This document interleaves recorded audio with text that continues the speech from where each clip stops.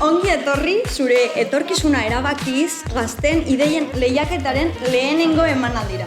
Estamos convencidos de que los jóvenes actuales que residen y estudian en Erandio tienen un gran potencial, hay que aprovecharlo y gracias a este concurso se les ha dado la oportunidad de desarrollar su talento, de trabajar en equipo y de adquirir habilidades emprendedoras. El primer premio se llevará una cuantía de 1.500 euros.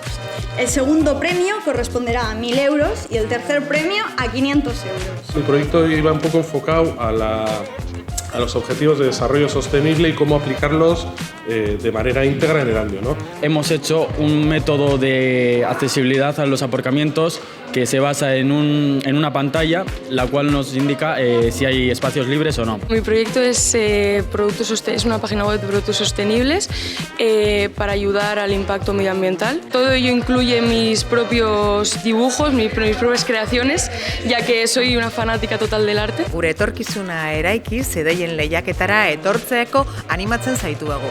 Izatez, konkurtso honetan ja auki dugu oso ideia proposamen onak. Espero dugu hurrengorako ere zure ideia hoien artean egotea.